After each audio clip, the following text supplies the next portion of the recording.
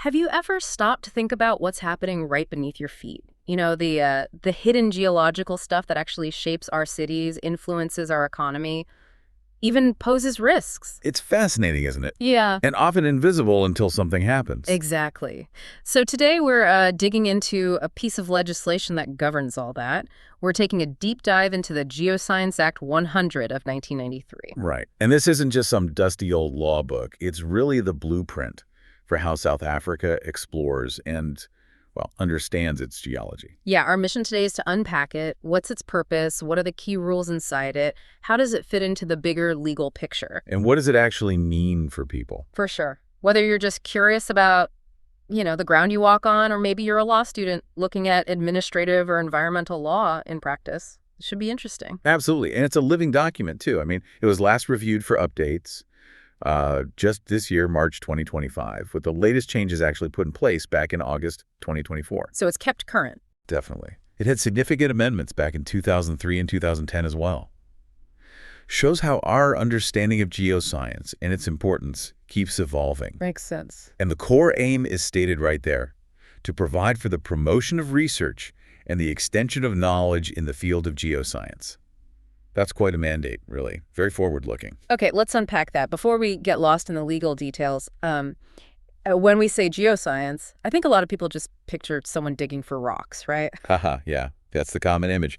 But the Act itself defines it much, much more broadly. It gives some really comprehensive definitions. So what are we really talking about? Well, the Act's definition of geoscientific information covers a huge range. You've got things like economic geology, that's studying earth materials for economic use, like minerals. Right, the resource side?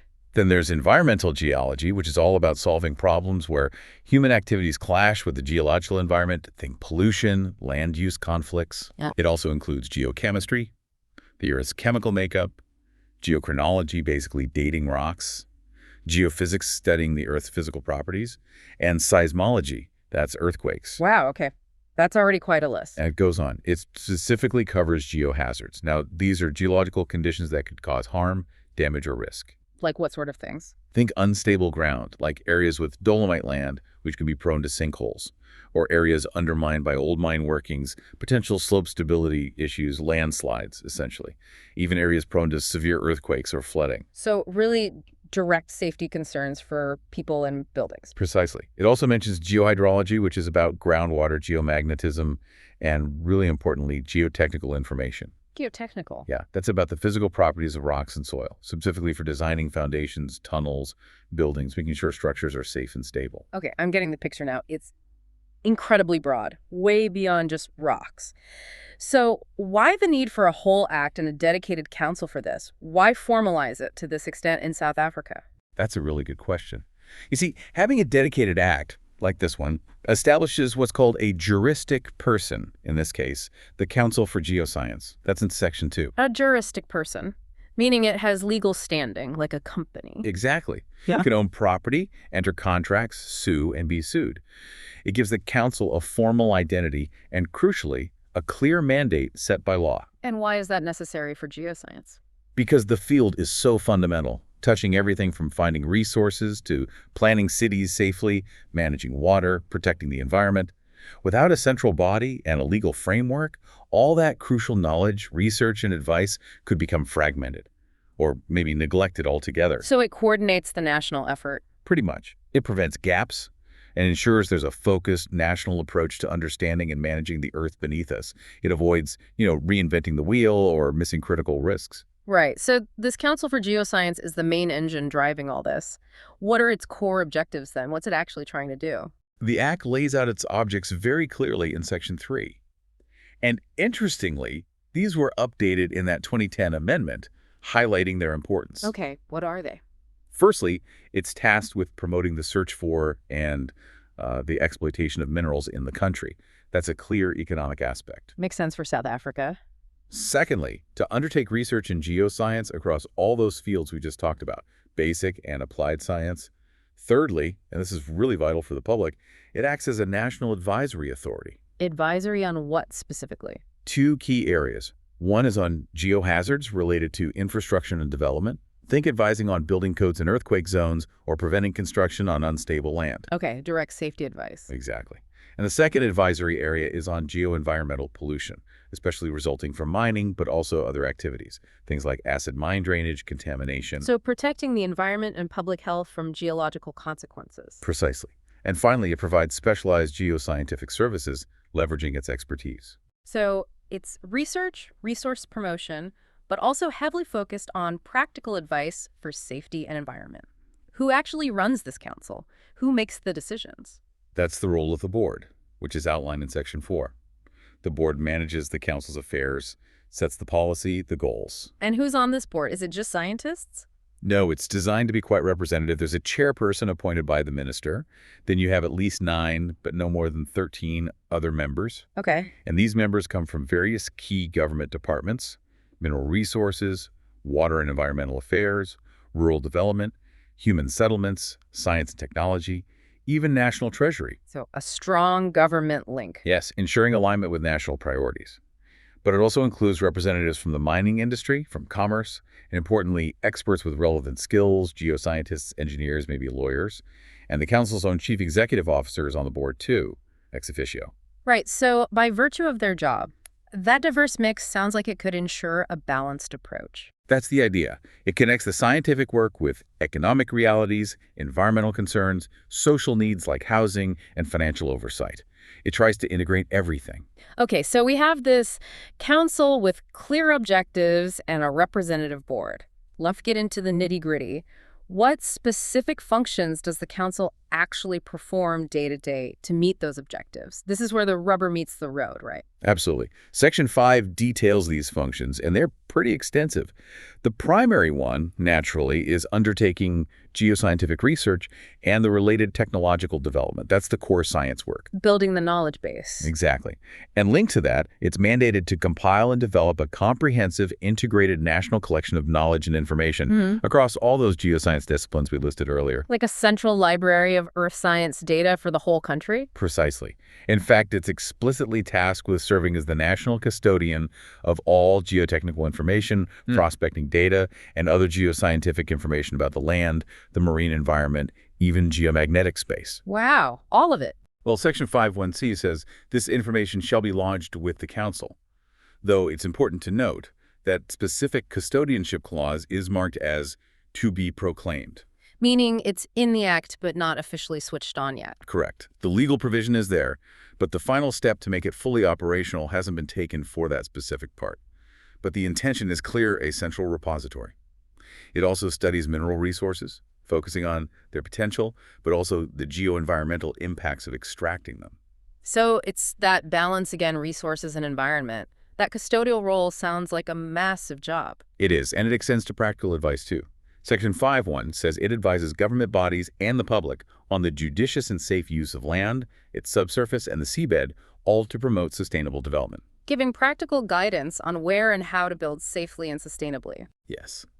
And there's another key provision, also currently to be proclaimed under Section 5(1), and linked to tariffs in Section 6(3). This would require the council to review and evaluate all geotechnical reports about geohazards that could affect infrastructure or development. So like a mandatory safety check for big projects based on geological risk. Essentially, yes, for a set fee.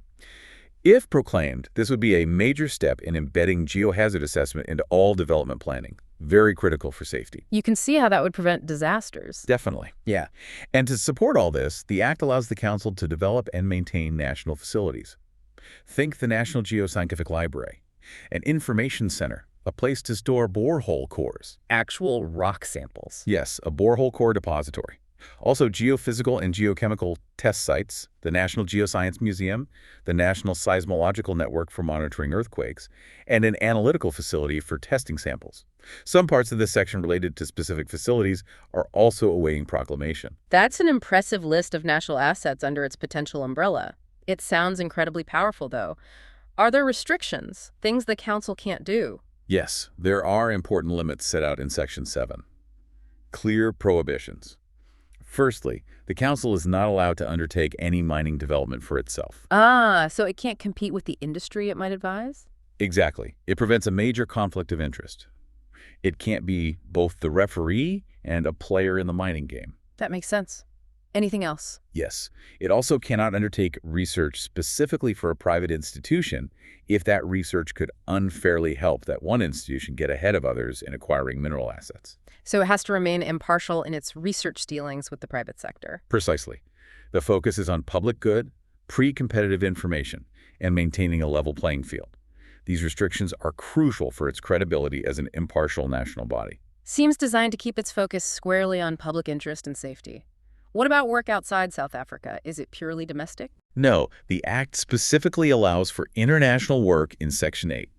The Council can exercise its powers outside the Republic. Doing what? It can undertake geoscientific research or perform general geological functions in other countries, either at the request of the minister or if it helps achieve its own objectives under the Act. So South Africa can export its geological expertise. Yes, it allows for international collaboration, sharing knowledge, maybe assisting other countries with their own geoscience challenges. And interestingly, the minister can even indemnify the council against financial losses it might incur during these international activities. Which shows the government sees strategic value in this international role. It certainly suggests that, yes, Yeah. underscores that it's seen as more than just a domestic agency. Okay, this council has huge responsibilities, significant powers, but also clear limits. What about accountability? If someone, a citizen, a company feels the council made a wrong decision that affects them, what recourse do they have? Especially thinking about administrative law here. That's a critical point, and the Act anticipates this, although again, the relevant sections are currently to be proclaimed.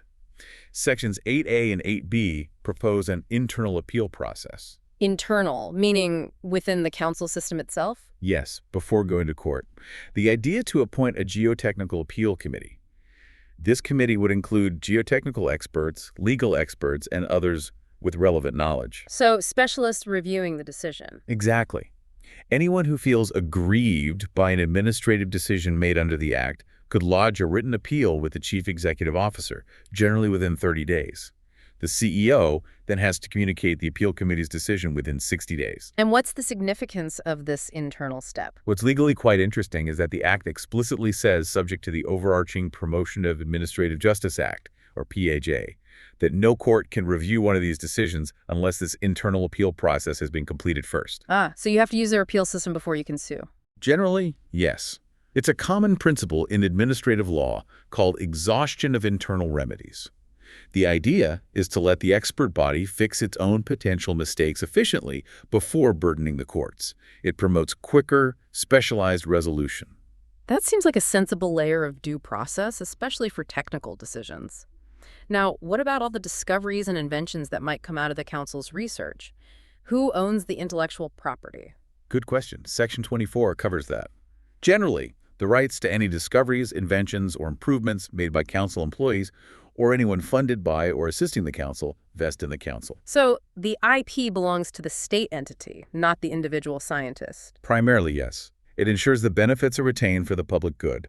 However, the Act does allow the board to award bonuses to the individuals involved. As recognition. Yes, and it also allows the board to arrange for financial participation by those individuals.